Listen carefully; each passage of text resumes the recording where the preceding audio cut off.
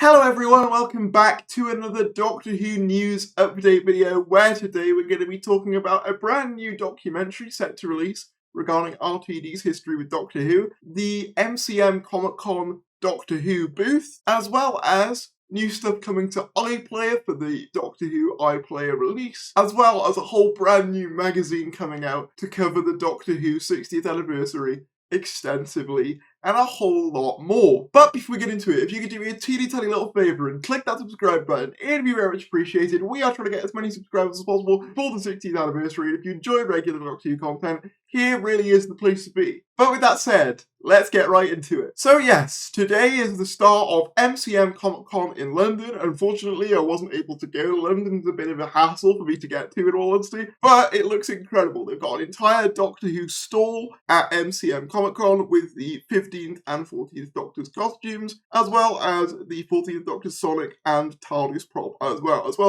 a plethora of merchandise and branding. And I must just say, obviously I know they did one of these a little while ago, but it's just really cool seeing Doctor Who kind of have a presence at these kind of events again. You know, it's been so long since I felt Doctor Who's really making an effort to grasp the general public and be like, hey, we're Doctor Who and we're here, and they're really making an effort to do that with this new era, which I'm very excited to see. And yeah, also we've got some cool new merch that's come from this. TARDIS Central was at the event, and they've got some better pictures of the 14th and 15th Doctor's costumes, which is pretty awesome, as well as, look at that, just entire displays of all the posters for the 60th anniversary. I love seeing both of the Doctors side by side. I think that's so clever. And then, yeah, you've got the giant banner up proudly there. I must say, I know some people aren't big fans of the logo, but I think in instances like this, it looks really good. It's eye-catching. You instantly recognize it. I think it really would. And also, Nerd Den is at the event, and he's managed to get a glimpse of the new merchandise. Now, this was revealed some days before, but this is our first real proper glimpse at it up close in person.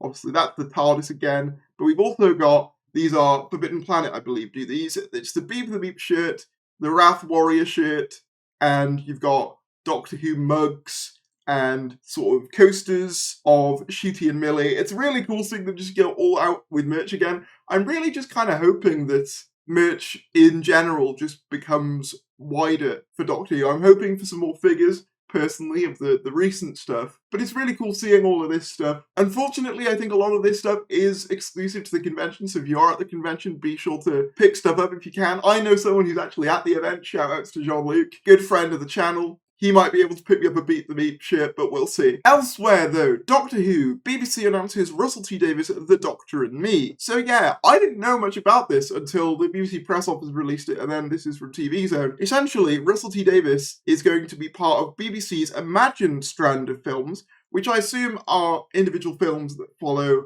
like celebrities and their journeys through the industry, as he prepares once again to return to share an era of Doctor Who.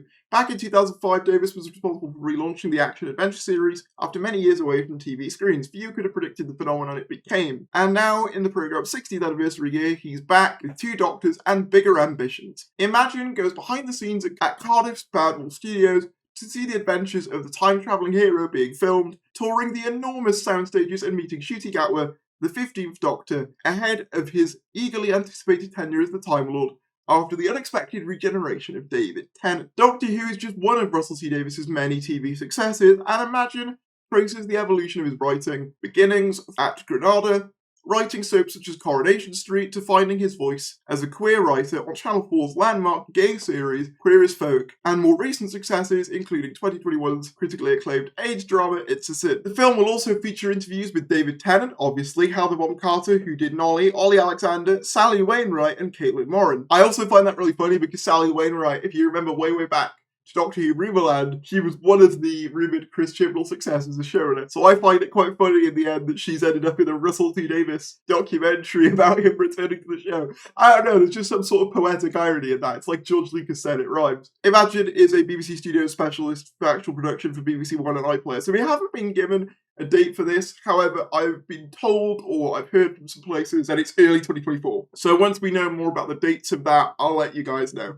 Now, this is pretty cool. A few fans have spotted that if you go to the French dub of the Disney Plus Doctor Who trailer, you'll see that the Wild Blue Yonder title actually translates to, and I'm going to botch this, Aux confins de l'univers. which translates to at the edge of the universe. I apologise to any of my French viewers immediately. I actually do have some French in me, but anyways, this could give us a bit more of an indication of what this story is actually about. Perhaps it's a ship at the end of the universe that the Doctor and Donna are trying to escape. I sort of get the Doctor's wife vibes from this, you know, because they kind of go outside the universe in that story.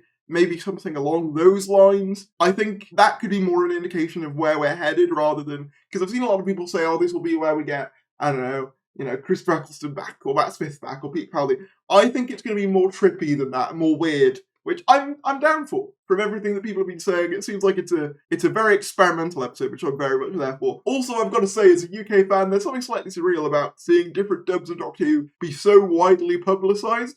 I want to give a special shout out to, I believe it's the Brazilian dub, but like the David Tennant voice actor is absolutely fantastic, so shout outs to them. But it's cool seeing Doctor Who become a more like accessible thing around the world. That's not really something I considered that, but when people were talking about, Doctor Who in the rest of the world, like how much easier it was going to be for people who obviously don't speak English to access Doctor Who. I don't know how other European places access Doctor Who in the past. I know it's HBO for America and BBC America also had it, I think, and then Australia had ABC, which is now unfortunately not the place to get Doctor Who in Australia, which I know some fans are annoyed about, but I genuinely don't know. If you were in France or Germany, how you were picking up before, feel free to let me know down in the comments below.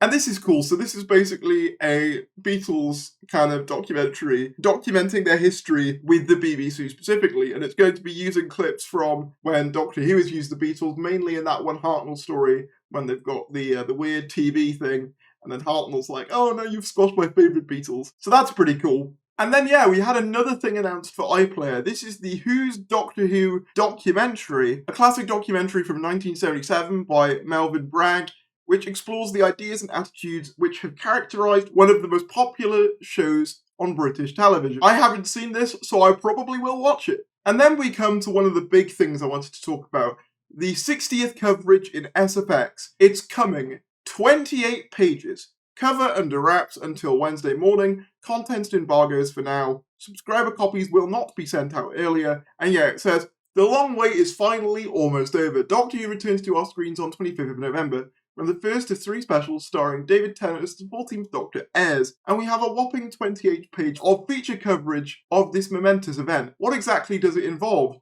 We're keeping our cards close to our chest for the moment. Sorry, Twitter accounts. Let's just say that it includes some big names and some surprises. The cover is also under wraps for now. Head to Twitter, as we still insist on calling it, on Wednesday morning to experience that in all its glory. The issue comes with a bunch of great Doctor Who gifts. It includes a double-sided A2 poster, 2 art cards and a bunch of downloadable goodies, including a comic, episode commentaries, an audio excerpt and more. We'll provide a full list on Wednesday. So yeah, basically, November 4th, we're going to be getting a huge bunch of stuff for the Doctor Who 60th anniversary through SFX. I've ordered a copy. I'd highly suggest if you're into Doctor Who, picking up a copy of this. It seems to be thoroughly extensive, to the point where they've made it clear that subscribers won't get their copies early because this Doctor Who deal is so big that they're going to have so much content that they need to have it all released at the same time, which is pretty cool. And to finish off, we've got another Doctor Who anniversary documentary coming to BBC Radio 4 Extra,